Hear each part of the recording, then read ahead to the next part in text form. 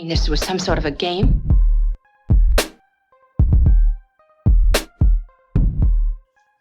Hello and welcome to episode 7 of 49 Undefeated. I'm Silent Noise and I'm joined by Michelle. How's it going? Hi everyone, I'm good. How are you? Yeah, I'm not too bad. It's been a while. Been a while, but you know what? 6 games undefeated. We might have to change the name of the podcast. Oi, we could be going on another epic run. Oh, you never know. You never know. Well, so since we last spoke, we've had like we've had the internationals and then we've had a couple of games. So going off the back of the internationals, and I mean, am I right in saying you went to the Crystal Palace game?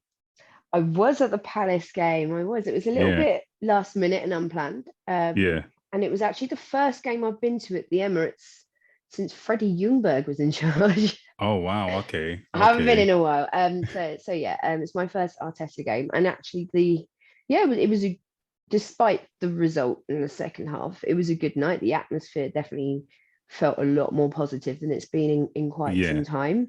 It did sound like it was. It sounded like it was buzzing. It sounded like it was buzzing there. It sounded like everyone was kind of excited to see Vieira back in there. Yeah, I don't know who these Palace fans think they are, coming to our stadium singing our song about our Vieira. All right, but I was like, all right.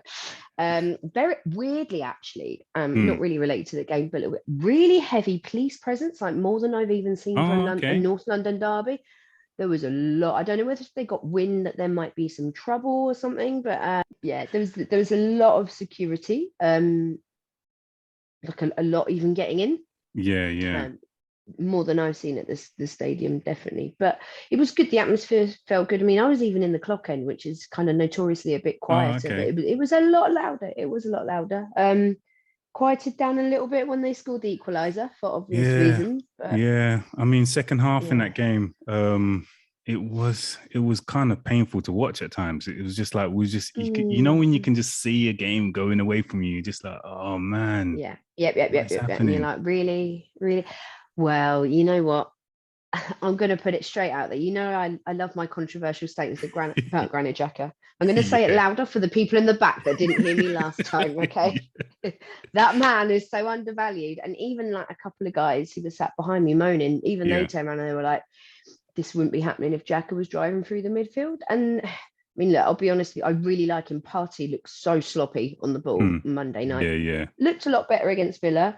I did wonder why Lokonga hadn't started that game. Yeah.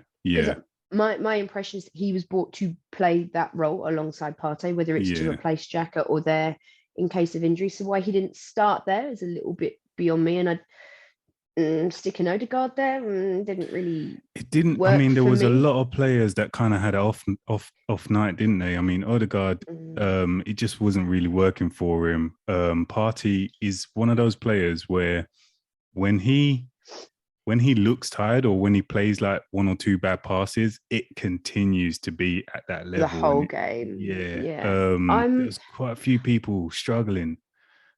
I really like Partey, I do, but I'm still concerned that after a whole season, he doesn't really look 90 minutes match fit. And it's an issue we had with Lucas Torreira as well. Never really looked 90 minutes match fit. And I wonder if there's something going on with training. I know he was very injury prone last year. He didn't. Tierney looked all right, but not as sharp as Tierney hasn't. He's kind of like the last few games. He's kind of looked a bit kind of like Saka, like almost like he's just needs a bit of a break. Just needs a bit of a break. Or because I remember like last season, Tierney's trademark kind of get the ball and knock it beyond the defender and bomb past him and try and whip something. He hasn't done that a lot this season. He's kind of got to a point and then he's like, especially in that Palace game, he was just kind of like getting to the final third, then just passing it back, not trying to do too much. Yeah. And I feel like him and Saka have kind of had slow starts to the season, really, isn't it? Yeah, I think also they've both been, I don't like saying overplayed, but because there's no one else that can really do what they both do as well as they do, they get played all the time. Yeah. To the point where they probably are a bit tired and a bit injured. And because Saka picked up a little bit of a knock, didn't he, just before the international break? Yeah. And I thought that maybe he wouldn't play in the international break. And he did. He played quite a bit, and I was secretly, it sounds really bad, kind of hoping he wouldn't, because I just felt he needed a week he or two needed off. a bit of a break. Well, he got more than a knock in that Palace game. I mean, right. What was his name? McArthur, right? Yeah. If that was Granit Xhaka, that would have been a red. We all know it. Let's put it out there early doors. We all know it. He was lucky to still be on at the end of the game. Nuts, he really, because really was. You think like 5 minutes before it, I'm pretty sure Saka wasn't playing. Saka got a yellow card for like a little tug back, and I was just like, you booked him it was for that Mike little Dean. bit of a tug, and the guy's literally volleyed Saka. He tried to score a goal with Saka. He thought it was the ball. Like, it was a classic Mike Dean masterclass in Mike Deanery, wasn't it? And just like his absolute refusal to even look at VAR after that was a bit like, come on, man, come on. Yeah, Tierney looked a bit sluggish. Saka looked a bit sluggish. I think the midfield did struggle. To your point, definitely. Xhaka, I don't know. I'm kind of like up and down with Xhaka. Sometimes I look at it and I think, yeah, you could have done something in a game like that. But then there's so many games that I see where a game goes from us, and I'm like, I don't see enough from him. So I don't know if when I think of games where he's changed it, I can think of maybe like one against United where I think he scored a free kick. There's a few games where I know he scored like a free kick and kind of like galvanized the team to do something. But I don't know. I'm kind of jury out on that. I'm not sure. I mean, yeah. I mean, we've talked before about Xhaka being such a team player to the point where he tries to do everyone's job for them and almost cover for them, rather than just being really good at the one or two things he does do. Yeah. I mean, he has made errors leading to goal. He's not perfect at all, but I think Palace can be quite a physical team, and you needed the physicality of someone like Xhaka. But actually, you know what, blessing in disguise, he probably would have got sent off because Mike Dean was in charge. Let's be honest. Yeah, that's true. Probably would have been a red for That's true. And plus, it's against Palace. We don't need him. We don't need him swearing at the fans after he gets sent off. Oh God, yeah. The memories of that.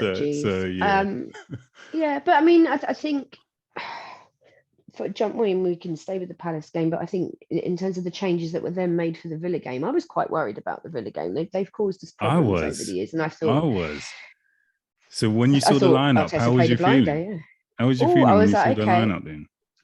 I was like, okay, so no Tierney. All right, I kind of understand why. All right, Lacazette coming on Monday as a point to prove. Yeah. Pepe, again, Monday, Pepe was great for the first sort of 15, 20 minutes and then just did nothing. Completely, bombed it. Just died off the ball. Lokonga, I thought, you know what? I wonder if he had started next to Partey on Monday, if he would have settled into the game a bit earlier and maybe wouldn't have made the error that he made for the second goal. So I was like, it was a tough one to call because Villa can be so, on their day, they can be a really strong team. It's true. I thought the one thing I'll say about the Palace game is actually we got to I think we were in like the 98th minute. We were in proper Fergie time by that point, but the heads didn't drop. They were just like, keep pushing. And that was really encouraging. And I think in the other night against Villa, I saw the blueprint. I saw the big plan coming together, I saw it. So I think when I saw the lineup, I was a bit surprised that Tierney wasn't playing. I didn't know if he had a knock or something. I was like, okay, debut for Tavares. It should be interesting to see because every time I've seen him, he seems like he's just kind of like full of energy and just wants to get going, wants to do something. So I thought it should be interesting to see what he's going to do on the pitch. Again, I was kind of surprised about Pepe not starting. Pepe's a weird one for me because back in the last season, it's almost like 10 games to go. He starts to get into the swing of things, and then the season finishes. And I'm pretty sure he did that like his first season as well when we won the FA Cup. He was playing well towards the end of the season, played well in that final, and then the season finishes, and then you're just like, you kind of, because it's so late on in the season, you kind of forget about it, and then he's got to do it all again like at the beginning of the next takes them a season. while to get the engines revving, as it were. And it's, But yeah, I mean, but Saka obviously coming in on the right hand side. I'm not worried about that ever. Like never, Saka and Smith never Rowe. worried. Yeah. So I was kind this of week, I was kind of like excited to see what was going to happen. This week it has just been a pleasure watching Smith Rowe and Saka play together. Oh, hasn't it? It's just even on Monday when they weren't like firing on 100, you just saw it. You just saw what the spine of the team is essentially going to look like for the next 5, 6, 7 years. You know, it's for sure. So, I wish he'd wear bigger shin pads and pull his socks up. I'm so worried he's going to break this knee. I'm just like, please wear proper shin pads and pull your socks up. Yeah, that's his style, isn't it? It'll be a style till someone breaks his leg.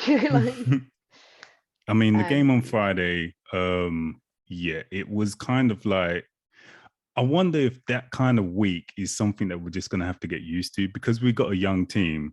There's going to be games where a few of them just don't show up, and it's going to be a bit more of a struggle to get going. And there's going to be games like on Friday where literally, I think virtually everyone clicked.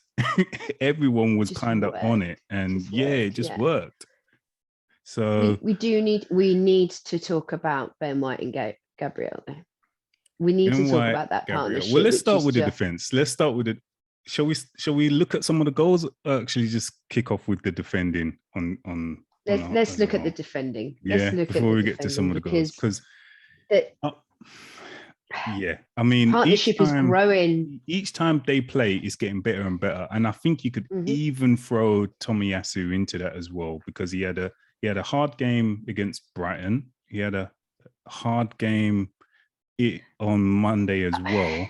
It was hard, but he looked a bit better. Yeah, against Palace, definitely. But I think this game again, it's just that level above is like all the back line and Ramsdale. Like I got to throw him in there, because this guy, he's like winning hearts like every time he plays, right? Man went full sweeper keeper this week. He was dinging it about all over the place. I was here for it. It was good.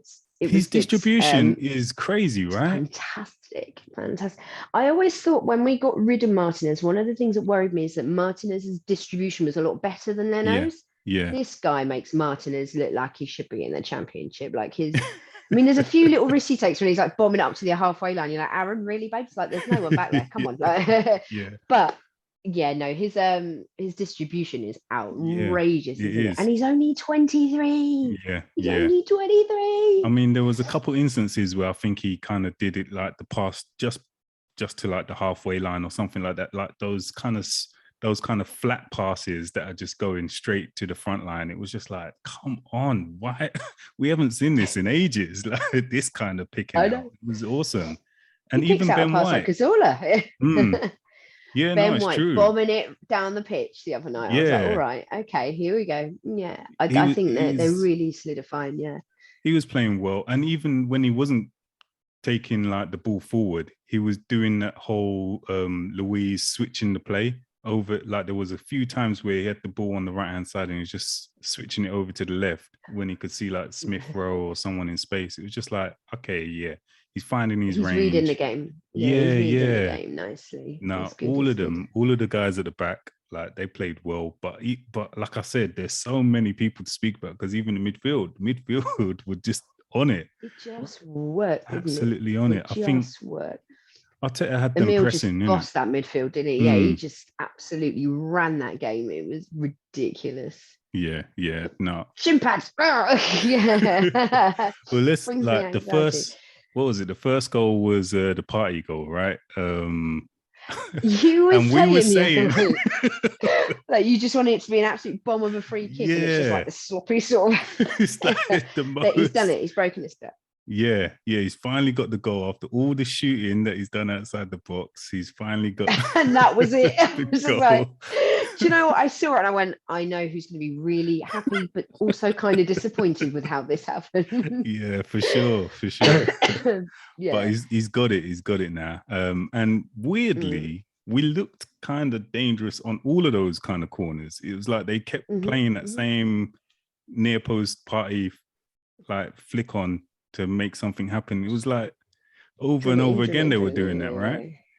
Yeah, it was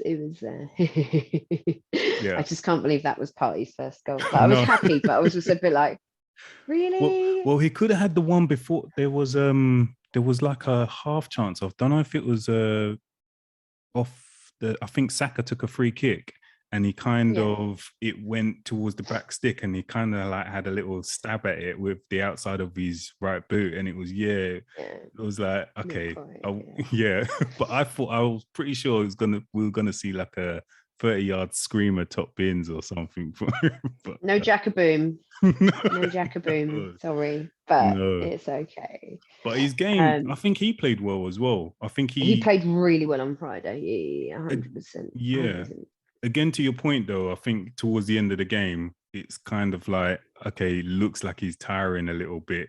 A couple of passes going a bit sloppy in that, but yeah, I think it's something he's got to get the minutes, hasn't he? Yeah, and his injury record since he's been with us hasn't been great, which is weird because he was never injured when he played in the Liga, like ever. Yeah. And it's unlike Torreira, who came to us from Serie A, which is a much slower game. La Liga is still quite a quick game. Yeah. So I'm surprised that the transition seems to have taken a bit longer for him. But maybe it's just one of those things we have to suck up, that what we're asking our defensive midfielders to do is maybe just a bit much for them by themselves for 90 minutes, and there needs to be a game plan around the kind of 75-80 minute mark to support them. I don't know. Maybe it's just the way we play that causes that. Who knows? Yeah, maybe. I mean, especially if we're playing... though, he could do 90 minutes, can't he? No problem. When he doesn't get a red card. If he makes it, but no. It maybe is like the way we, especially if we're playing the way we played in this game, where we was literally pushing from the front from that first whistle. Then I guess you're asking a lot of your midfield, your Partey, your Smith Rowe, your Sakas to get up and down the pitch and get back. I mean, the other guys either side of him. Yeah, he is asking the over half the team to be real box-to-box players now, which I don't think is a bad thing, but that takes a long time for your body to get used to. And other teams will look and be like, well, they're getting a bit tired, so they're going to get a bit niggly, and they're going to try and kick lumps out of it. Like, I've noticed teams are really going for it in terms of knocking about your Sakas and Smith Rowes, because they know how important they are to the team, and they know they're still quite young and might pick up an injury. I don't know. You're spot on, because I don't know if you noticed, like from the kickoff, normally when we kick off, the ball goes to someone, say in the midfield, and then they do the long ball out to the left-hand side. But in this game, they kind of worked a different kind of pattern. We lost possession of the ball, and then we had Watkins running in on Gabriel, and they had like this little tussle, like in like the first minute of the game, and Watkins got booked. I think it was only like his only kind of real contribution throughout the game, but it kind of set the tone that they were trying to kick lumps out of us all the time. Like, I think they watched the Palace game and thought we were probably a soft touch, but I don't think we were that. I think that's kind of like an ongoing narrative, but we're never that soft, if you know what I mean. And no, I don't think we are especially soft. I think we have been in the past. I think when you get a team like Palace they are physical. When you've got Vieira as your manager, you know what he's telling them to do. You know. But then also the game's changed massively since Vieira was playing. A lot of the stuff that him and Petit did, they would have been sent off for under the new rules. And the way VAR, it's a good job they're not playing anymore, really.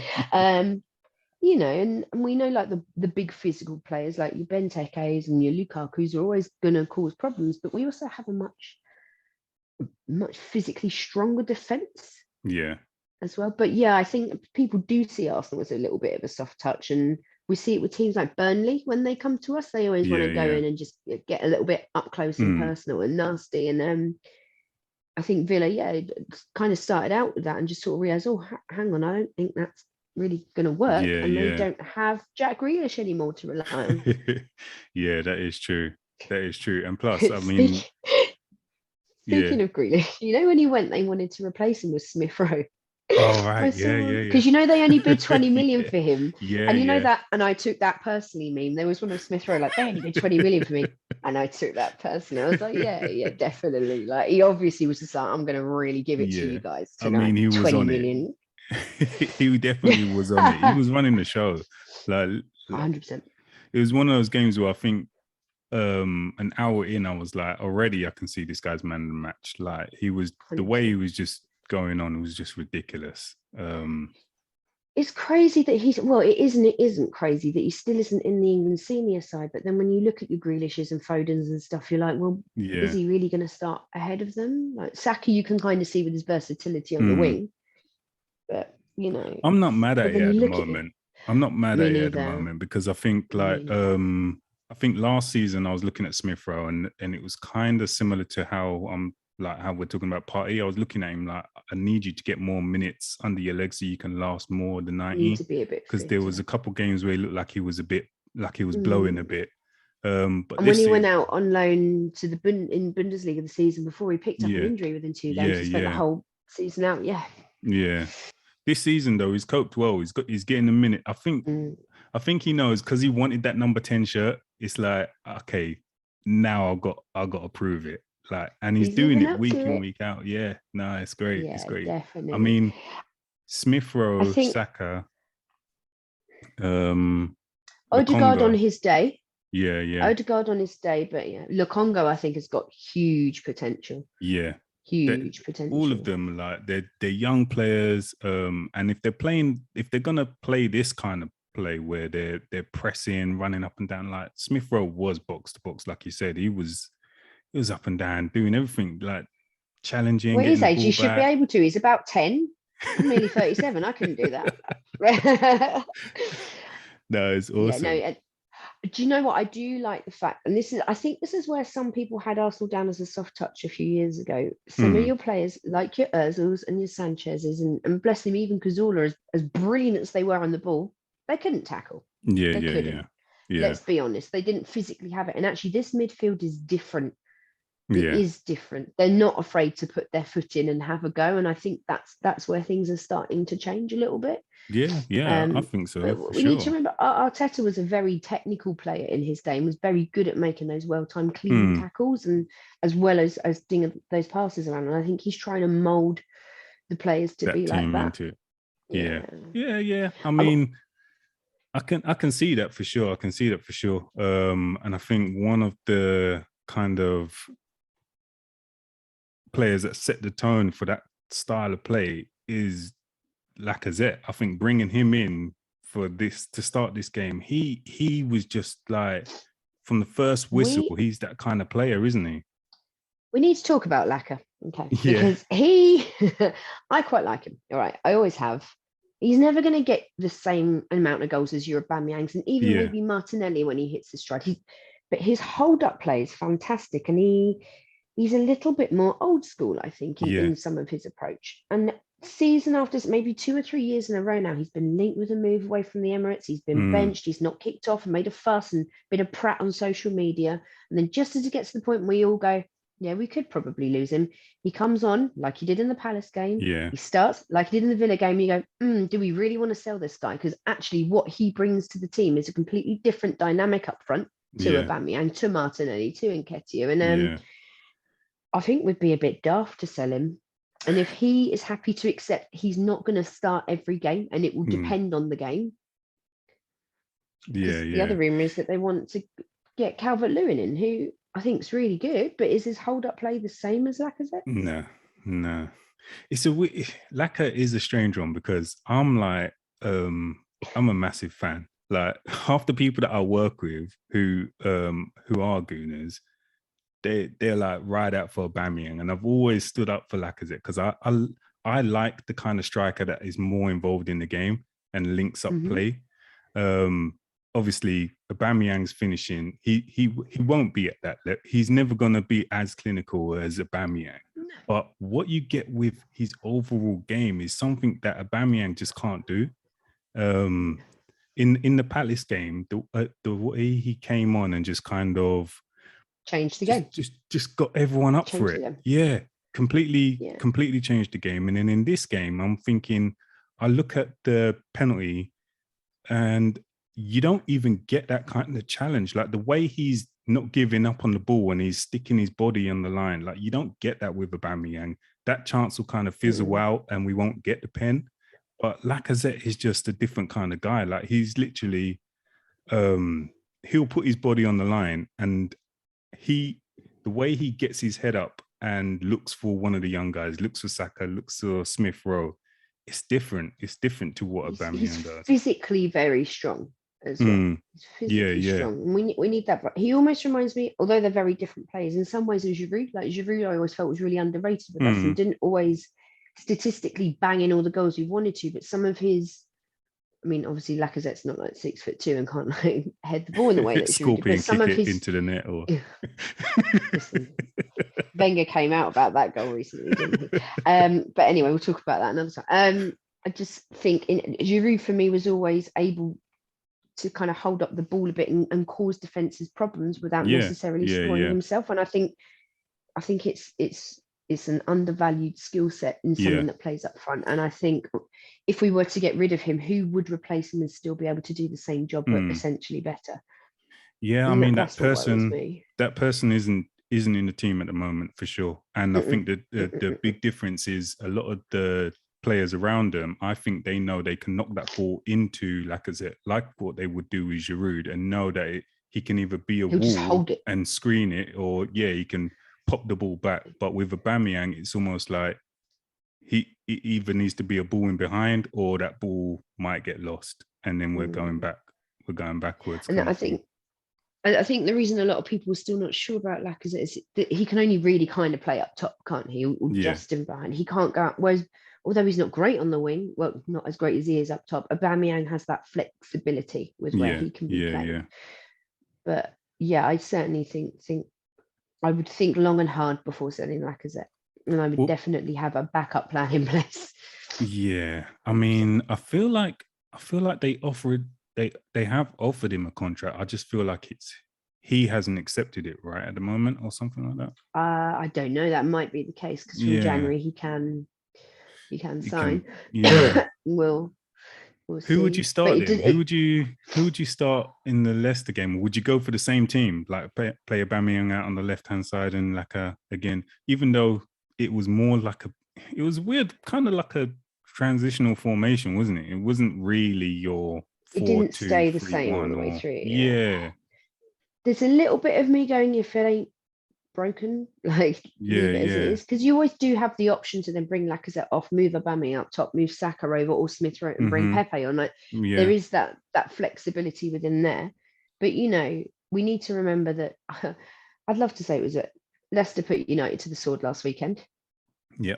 Not that United look great at the moment. That was a scoreline like one of us.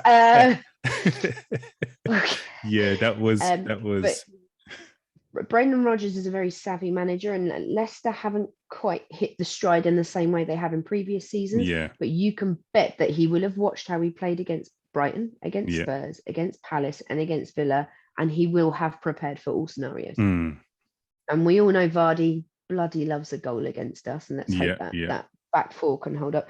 Honestly, there's a little bit of me going, I'd chuck the same lineup out and see what happens. And there's the flexibility to rotate if we need to. Yeah. I mean, you still got strength of, like, you still got Pepe on the bench. You got Martinelli you can bring on off the bench as well, which Tierney if you need it, Odegaard if you need it. There's enough strength and depth there now. Yeah. No, I definitely I would look to keep Laka in the team for now, for sure, just because the way he's playing, his confidence looks like it's there. Like there's some people saying, he's just playing for a contract. Do I care? But you know what? That's what you kind of want. It goes one of two ways. You're either playing because you want to stick with us, which is great, and you're playing because you're in the shop window. I don't care. You're playing better. Whatever you're doing, keep doing it. He had his Weetabix, as it were. And that partnership that we all saw between Lacazette and Aubameyang a season or two ago that just looked like absolute magic seems to be coming back, and it's not perfect, but we can play them together. It doesn't have to be one or the other, and having the flexibility to rotate them depending on the kind of team you're playing it's useful to have that you know. We saw, I don't want to go on about non-Arsenal stuff, but we saw today against Liverpool, United didn't have an answer. They just didn't have an answer for them. They've got Cavani and Ronaldo, and they rely so much on those two and have geared the whole team around Ronaldo, especially, that all of a sudden it wasn't working and they didn't have an answer for it. And actually, you know, I think it's a good option to have. It's kind of funny because it's funny in the sense that how quickly football and football narratives change, because only a few weeks back, people were saying that we don't know what we're trying to do with the ball.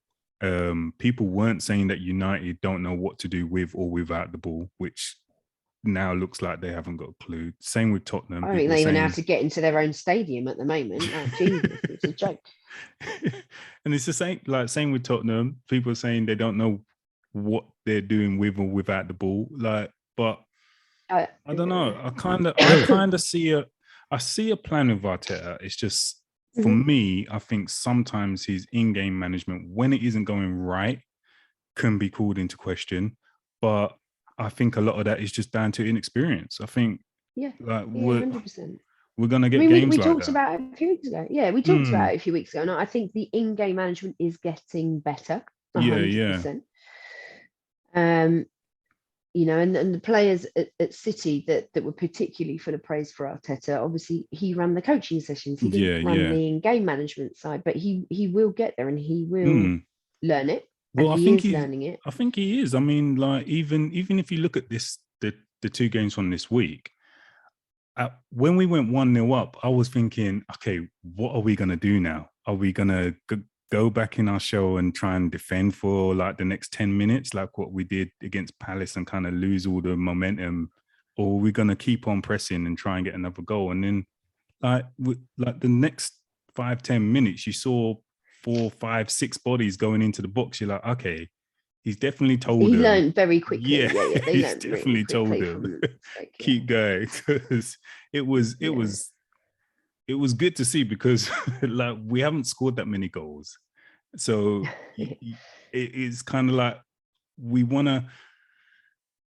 kind of want to go away from that that kind of one. You score 4, we'll score 5. Goal. Yeah. Or just try and ride out for the one, like kind of save our hearts. I think, and it also, I think, looking realistically, if we do want to challenge for a European spot, which I think is not out of the question, it could come down to goal difference.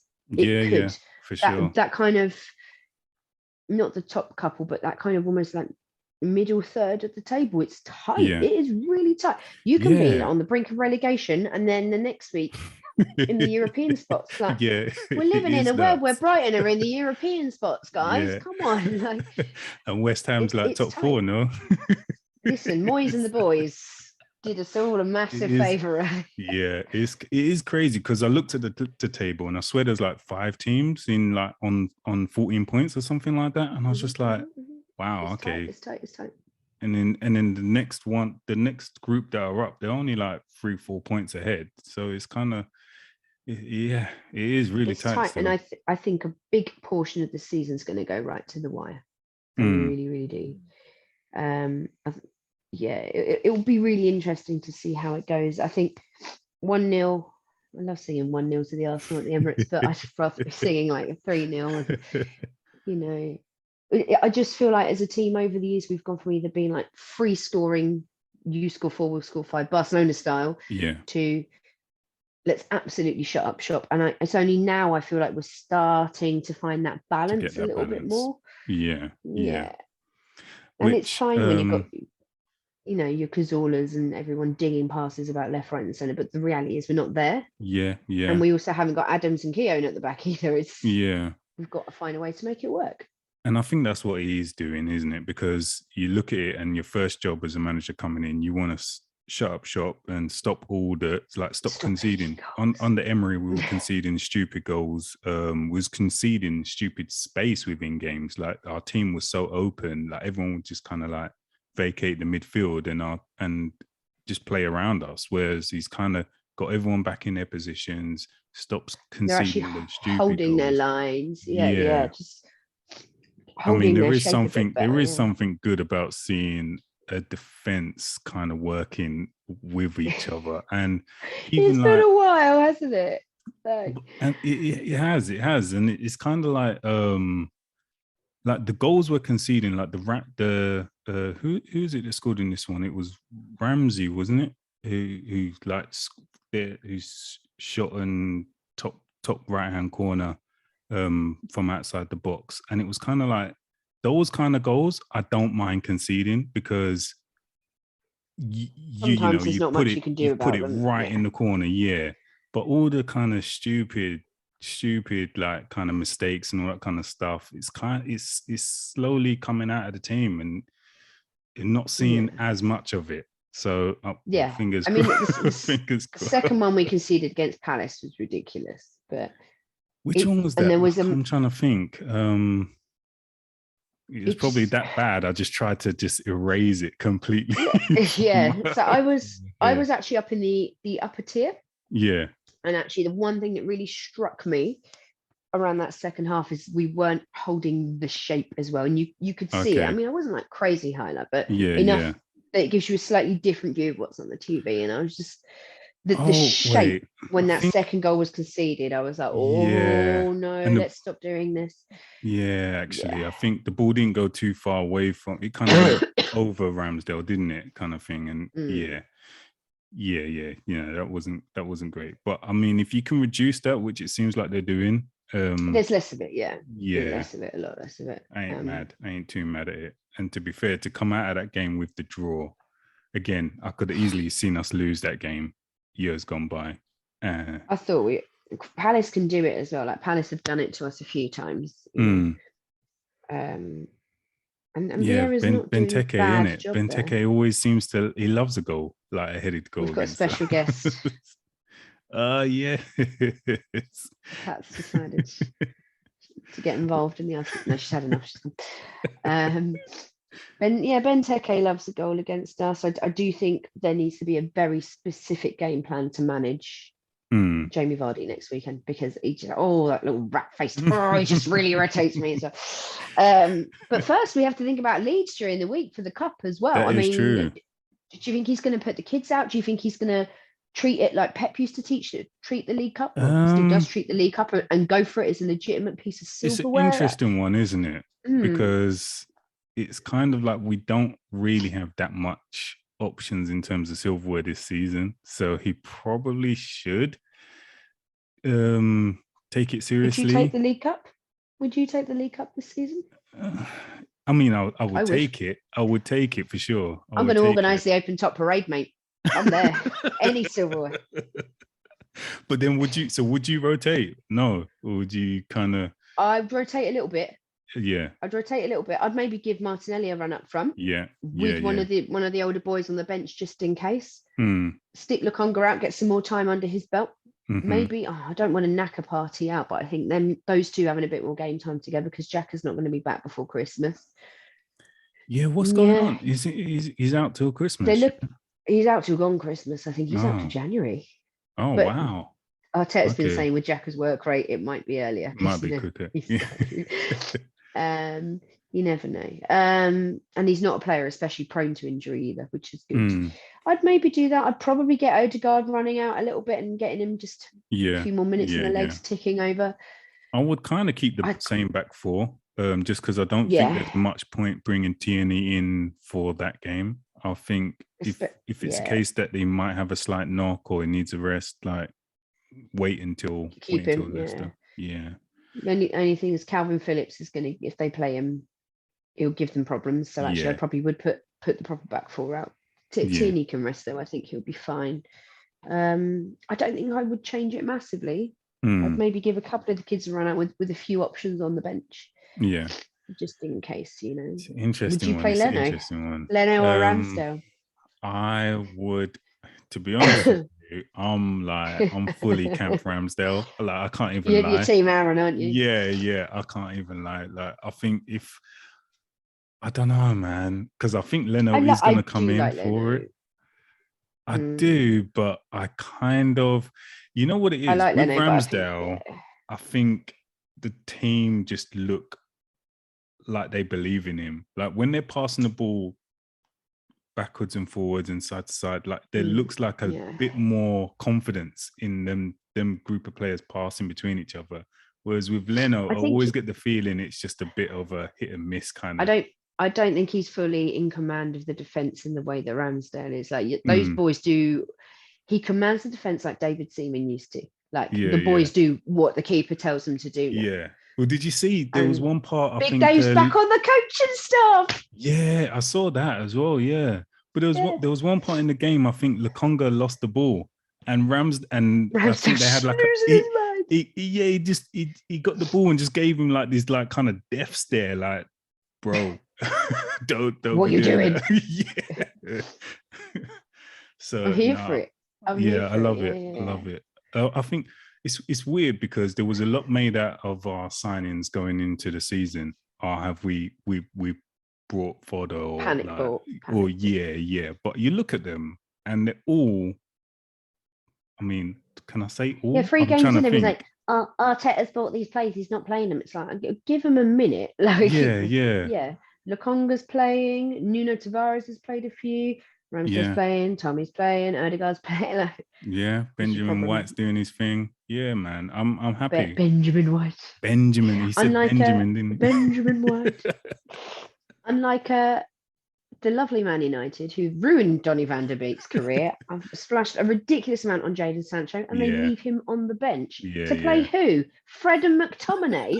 Come on! Well, let's touch on some of the other games because it was quite funny watching United. Like, they didn't have Roy Keane in the studio, did they? Probably for good reason. I think he may have smashed it up. During the commentary, Gary Neville said, "Can I leave?" Oh, seriously? No. He went, "Can I just leave now, mate?" And they were like, "No." Oh, wait, jeez. No, it was and hilarious. then Ollie does that thing in his post-match interviews. You know, his slightly manic grin where he looks like Gollum from Lord of the Rings. He's like, at least it wasn't 0-0. Like, it was also like, I mean, some of the defending. I was listening to some United fans before the start of the season saying that Maguire is an elite defender. Maguire, yeah, and I'm just like, this defending is he's rubbish, just a big lump. Yeah, I mean, wouldn't have happened in Vidic's day, let me tell you. Oh man, them guys were serious. Them guys are serious, but this, I'm loving it, man.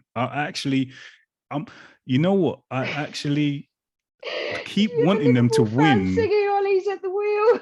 Oh, stop it! I was like, you lot are awful. Stop it! I think every 3rd or 4th game, I want them to get a win, just so that just to keep him in a job. Yeah, just to keep it going, man. Just to keep it going, because if he loses like another 2-3 now, then they're probably going to make a decision. But give him like a draw here, there. And then go back to losing ways, because I'm loving it. I'm absolutely loving it. Any weekend where United and Spurs lose and we win is a good weekend. Let's be clear. Well, it was embarrassing. It was embarrassing, and I didn't even watch all the game. But I was like, I can't. This isn't even my team, and I can't sit through this dross. Like, oh man, it's quality. It is absolute quality, because I was kind of thinking Liverpool, please just keep on scoring, man. Just keep on scoring. Just keep. And do you know what? Liverpool didn't even look like they got out of second gear. They looked like they had a lot more in the tank. Second half, they were just like, chilled. They weren't even really forcing the issue at all, man. So, yeah. Speaking of big score lines, can we talk about Uncle Claudio? Oh yeah, Uncle Claudio. Yeah. He came back off the first week. It was kind of like find your feet, see what your players are made of, and then the weekend they turned it on. They turned it on. And you're thinking when it's like 2-0, 2-1 to Everton, you're like, oh, poor old Watford, and then all of a sudden you're like, what? Yeah. I wasn't even. I think I'd like the score centre on, and I was pottering about doing other things, and you know the little goal alerts flush up. Yeah. It was like within minutes, though, wasn't it? It was like bam, bam, bam, like back to back. They were just yeah. One of my mates is a Watford supporter, and he was absolutely over the moon. Oh, I with it, bet. I would imagine. Absolutely, bet it was. Yeah. Yeah, no, there was. And then who was the other game that had a big score? Oh, the Chelsea, wasn't it? I told you they're going to win the league this year. They're going to do it. Yeah, they're looking like it, innit? They're looking terrified. The fact we only lost 2-0 was a bit of a miracle thinking about it now. Yeah, they're looking at business. They're doing their thing. They're looking good. Unfortunately. But kind of speaking of big score lines and Chelsea and title contenders, that they were saying earlier in the United game that actually Arsenal, we've played Chelsea, we've played City, we've played Tottenham. Have we played Liverpool yet? No, they're November. We got them. But, we got them coming. This weekend's game was United's first Big Six game of the whole season. Seriously? Yeah. They've had a right easy run up until now. Boy, even Cristiano can save them. It's gonna be fun. Well, we was talking about their running, wasn't we? We were saying like they got some serious games coming up, and they just about did it in midweek. Again, I'm hearing like Cristiano had to have a meltdown in the changing room, and then he scores a last minute goal. Did you see the thing? Yeah. Again, I know I talk about the memes, but all the stuff around. Oh, they must have played the Europa League theme to them at halftime. Oh, stop it! Play better. Oh, stop it! Little Cristiano Ronaldo not playing Champions League football next season is hilarious. But yeah, I mean, look, United have got Cavani and Ronaldo up top. You got a couple of pensioners up there trying to save your bacon, lads. Come on. And then you got games like this where he scores a goal, gets ruled out by VAR, offside. You just like completes the game. You get Pogba sent Come off. on. It's like Pogba went full jacker in this game. Jesus. My man came on and was like, "Fuck this." I'm off. Yeah. Pogba went. He just lost his mind, didn't he? Didn't look nice for. No, it's kind of funny because it's always funny when it's not happening to us. Yeah, well, that's the thing, because we played on like the Friday. You win that game and you can just kind of chill and just watch everyone just everything kind of else happen. Yeah, but if you lose that game, then you kind of like, TV rights are like making us play on a Friday night, or why are we doing 12:30 kickoff on a Saturday? Like, why are we doing it? But you win those games. With the early next season. Yeah, you win these games. And you're just chilling out. Yeah. It's awesome. We've done our thing. I'm going to sit here with my beer. You guys do what you need. That's it. I've actually got to enjoy my weekend. But when we play like the early game and we lose, you spend the whole weekend watching the other results of all the teams around you. Please. Yeah. It's quite nice. We talked about a while ago, didn't we, about the lack of European football might be a good thing, because we always ended up playing on a Sunday, and I just felt like the Sunday games were cursed, and and I think actually that the shift in schedules might be quite good for us. Actually. Yeah. No, at the moment it's working out well. So yeah. Let's see what happens. 14 points from 18? Is it 14 from 18? Yeah, that's not bad if you think about how the season started. Yeah. And I think so. We got Leicester coming up, and then is it a game in between that and Liverpool? Am I right in saying that? I think so. Yeah. I think we looked at it and we knew that Liverpool were hitting in our favourite month, November, where everyone gets injured and we score no goals. So we've got Leeds in the cup on Tuesday. Then we've got Leicester. Are we away for Leicester? I think we are. I think we would have to be, because Leeds the last will be two our third home game. Yeah. And then I feel like we've got another home game and then Liverpool, but I could be wrong. I haven't checked in a while. Yeah, man, bring it on. Let me have a little look. I'm going to look at the calendar. Let's see. Let's see what the Arsenal calendar is saying. I'm 90% sure there's one. Apparently, I was Googling the 2001 home kit yesterday, according to my Google history. Yes, trying to get some of that retro, action. It's not that retro. I've still got one somewhere. I found my old the last JVC kit the other day. Oh, nice. Yeah, I like that JVC. We're at home to Watford on the 7th of November. It's Watford. Yeah. Uncle Claudio will not be Uncle Claudio that day. We will not be friends. It's Watford. Yeah. And then we're at Anfield. Yeah. Oy, Yeah. oy. Well, it should be interesting. It should be interesting next few games. As long as we can keep it under 5-0 at Anfield. That's the best bit of it all. They lost at Old Trafford. Not even yeah. It was bad, man. I mean, their fans were leaving early. Like their fans were leaving early. It was crazy. Listen, in the Palace game, I was literally just getting out of my seat in the 93rd minute, and then I was like, "Oh, okay, right. I'm just going to see this out." Oh man. Yeah, so we've got Watford at home, and then we go away to Anfield. But we have about 2 weeks between the Watford game and the Liverpool game. 7th to the 20th. Yeah. 2 weeks. So hopefully he keeps everyone together, keeps everyone fit, and just keep it going, man. Keep it going. Speaking of Liverpool, can we talk about Jurgen Klopp?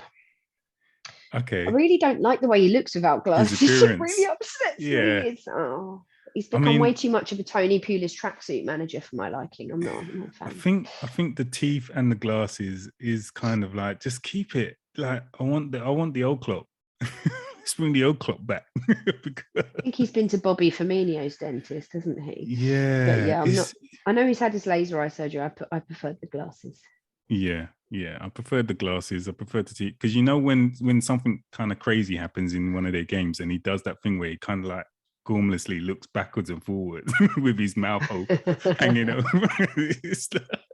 Yeah, not the same. No, it's not the same. Bring back the glasses, Jurgen.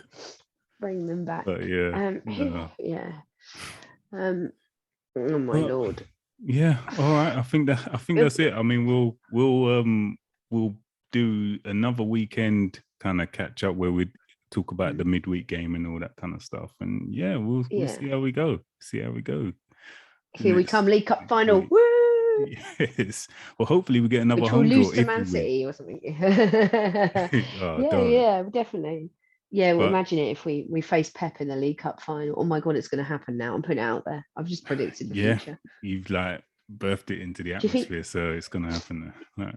Sure. Definitely. And then we got Leicester on Saturday, which could go either way. That's an edge of your seat game, actually, I think. Well, I was just thinking, because the last time we played him, I'm pretty sure Pepe started on the right and he had their left back on toast. Like I think they played like a young kid at left back. I can't remember who it was now. They substituted at half time, didn't they? Yeah, it was just he was literally just killing that guy. Yeah. So I want Gabriel to man mark Vardy. Like, I don't care. Man mark him. Follow him to the toilets if you have to. I don't care.